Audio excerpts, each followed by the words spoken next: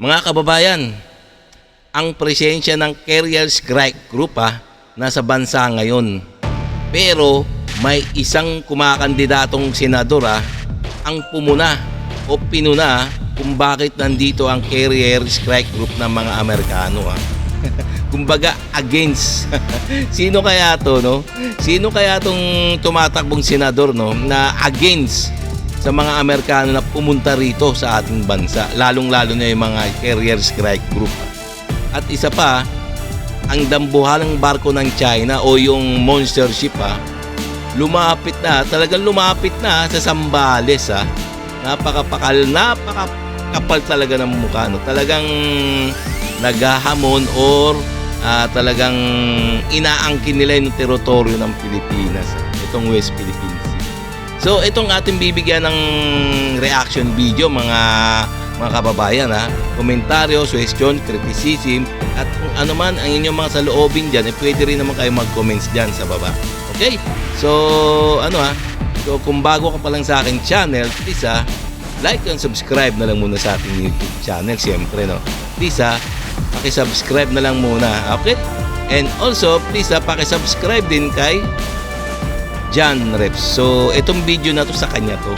So, bibigyan lang natin reaction to kasi ito yung mga maiinit na balita tungkol sa West Philippine Sea. Okay, so umpisa na natin, no, kung sino talaga yung politiko na to na against ba sa mga Amerikano. Okay? Pinuna ng isang tumatakbong senador ang pagpapadala ng puwersa ng Amerika sa bansa, kabilang ang paglalayag ng US Carrier Strike Group na nagpapakita ng suporta sa Pilipinas dahil sa mga babala ng China kaugnay sa West Philippine Sea. Sinubaybayan naman ng barko, helicopter at eroplano ng Philippine Coast Guard ang isang dambuhalang barko ng China na pumasok sa ating exclusive economic zone. Kaya't para malaman ang buong detalye ay tumutok at makinig na mabuti. John Reps. Sa patuloy na presensya ng puwersa ng Amerika sa karagatan ng Pilipinas bilang suporta sa ating bansa dahil sa mga banta ng China, ang Gabriela Party List Representative na si Arlen Brosas ay nagpahayag ng kanyang matinding pagtutol sa mas malalim na paglahok ng mga puwersa ng Amerika sa Pilipinas kasunod ng ayun pala, no? Ayun pala yung tumututol, no?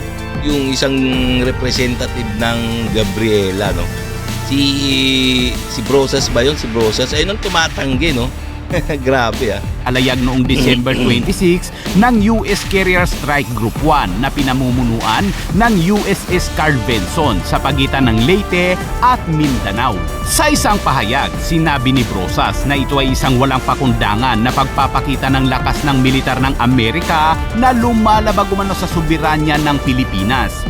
Dagdag pa ni Brosas, ang USS Carl Vinson at ang strike group nito ay kumakatawan sa patuloy na agresyon at interbensyon ng militar ng Amerika sa mga usapin sa Pilipinas. Binigyang diin ni Arlen Brosas na ang pagkakaroon umano ng nuclear-capable warship kasama ang mga escort na barko nito na USS William Lawrence, USS Turret at USS Princeton ay nagdudulot ng malubhang panganib sa mga komunidad umano ng Pilipino. Ani Brosas, ang Amerika ay gumagawa umano ng isang higanting outpost ng militar sa bansa at si Pangulong Marcos anya sa halip na ipagtanggol ang ating soberanya ay dapat na magbigay daan para sa mga mapanganib na aktibidad ng militar ng Amerika sa loob ng ating teritoryo.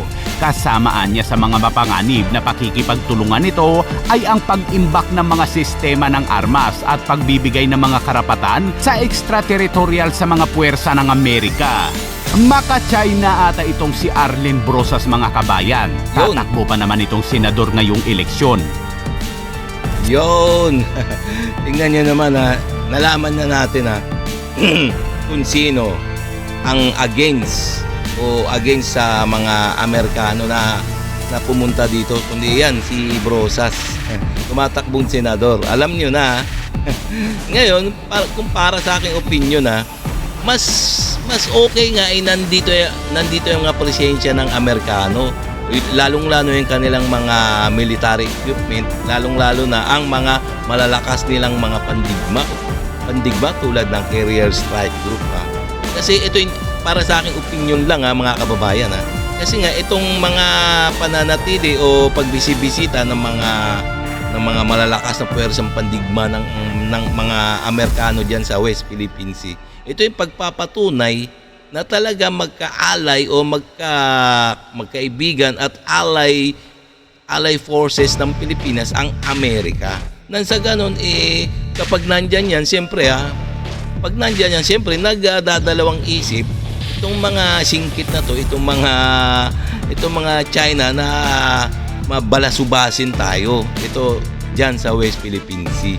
So, kumbaga, itong mga Amerikano, mga military equipment nila diyan sa West Philippine Sea, itong mga Amerikano ay nakakatulong. Para sa akin, nakakatulong yan sa pagprotekta ng ating teritoryo. Kasi nga, ang Pilipinas kulang na kulang talaga sa mga military hardware, sa mga makabagong military hardware. So talaga tutulong ang Amerikano para nga makadismaya o maprotektahan ang Pilipinas laban sa mga singkit na to. Yan, ganyan yan. So kaya nga patapos magkakaroon pa ng mga politiko na kumbaga against sa mga ganyan no. So talaga na napakahirap ng mga ganun no. Sige, diretso pa natin. Samantala, ang pinakamalaking Coast Guard vessel naman sa mundo na isang barko ng China na kilala bilang The Monster Ship ay dumating 54 nautical miles mula sa Capones Island sa Zambales sa loob ng Exclusive Economic Zone ng Pilipinas upang palakasin umano ang kontrol ng China sa maritime area. Sinabi ng isang... Tingnan nyo naman. Ito na naman to mga China no. Kumbaga pinadala na naman nila yung kanilang pinakamalaking barko, yung Monster Ship. Ito parang panakot panakot diyan sa Pilipinas. At pinalapit pa talaga sa Zambales. Talagang napaghahalata talaga no, itong mga inchik na to. Talagang puro pananakot lang talaga. Panakot nila yung Monster Ship na yan. Pero natakot kaya ang ating mga Philippine Coast Guard? So, alamin natin. Ang American analyst, ang 12,000 tonelada na CCG-5901 ay dumaan din sa Scarborough Shoal noong Miyerkules. Sinabi ni Ray Powell na direktor ng Sea Light na sumusubaybay sa mga galaw ng barko sa West Philippine Sea. Mayroon ding hindi bababa sa 3 iba pang mga Chinese Coast Guard ship kabilang ang CCG-3106, 3302 at 3305, pati na rin ang 7 militia ship na naroroon sa shoal. Sinabi ni Ray Powell sa Radio Free Asia. At habang nasa Zambales... Kaya tingnan nyo naman yung China talagang ang kaya lang talaga nilang gawin magpadala ng mga barko. Panakot ba? Kumbaga panakot sa gobyerno ng Pilipinas no. Magpadala ng mga barko nila, maraming barko nang sa ganun tumiklop ang Pilipinas. Pero hindi talaga titiklop ang Pilipinas talagang pag si Bongbong Marcos no, talagang ipaglalaban na West Philippine Sea. Kaso itong mga galawan ng mga China talagang pananakot lang talaga na ang monster ship ng China mga kabayan ay niradyohan naman ito ng ating Philippine Coast Guard. Coast Guard, CD5901, this is BRP Cabra, MRRB 4409. Kasama umano ng BRP Cabra ng Philippine Coast Guard ang isa pang helicopter at isang Philippine Coast Guard caravan plane para subaybayan ang dambuhalang barko ng China Coast Guard. Ayon pa sa mga analyst, ang layunin umano ng misyon ng barko ng China ay palakasin ang kontrol sa maritime. Ang barko ay nasa... Puro ang sabi ng China, para daw palakasin ang kanilang maritime patrol na inaangkin sa West Philippine Sea. Kakapal talaga ng mukha nila no. Sa Zambales na yan sa kanila pa ba yan? Kakapal talaga ng mukha.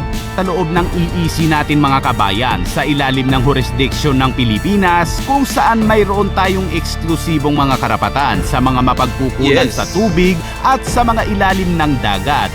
Ang The Monster Ship ay hindi lamang malaki ang sukat, kundi ito ay armado rin ng mga mabibigat na machine gun at may helicopter platform. Hindi malinaw kung ang barko ay nagdadala ng anumang helicopter unit sa mga misyon na ito. Ngunit noong nakaraang linggo, ang China Coast Guard ay nagsagawa ng isang carrier-based helicopter training exercise sa Scarborough Shoal gamit ang isa pang Coast Guard vessel upang kontrolin ang airspace na pasok naman sa ating exclusive economic zone. Ang mga militar ng Amerika at Pilipinas ay nagde-deploy din ng mga reconnaissance aircraft at mga drones sa Scarborough Shoal at sa isang estratehikong kinalalagyan ng chain ng mga reef sa timog ng Basi Channel sa pagitan ng Taiwan at Pilipinas matapos sabihin ng China na kailangan na nilang magkaroon ng air control, lalo na pagkatapos nitong ipahayag na bumuo sila ng territorial sea at airspace sa paligid ng shoal noong Nobyembre. Malaking bagay ang presensya ng mga puwersa ng Amerika sa West Philippine Sea dahil ang mga puwersa ng China ay umiiwas kapag nadedetect na to ang mga puwersang pangdagat ng Amerika. Ngunit okay mga guys, no, nalaman natin mga kababayan kung sino yung kumukontra sa mga Amerikano. Alam na. Ito pala si yung tumatakbong senador ngayon, si Brosas. Si Brosas ba yan? So ay nako, nakakatawalan talaga, no. So nalaman natin na talaga ang mga Amerikano handa talagang tumulong. Nandiyan na sa West Philippine Sea, kanilang Carrier Strike Group. Talaga nakakatuwa lang talaga, no. Talaga handa silang tumulong. Okay mga guys, so hanggang dito na lang tayo mga guys at mga kababayan.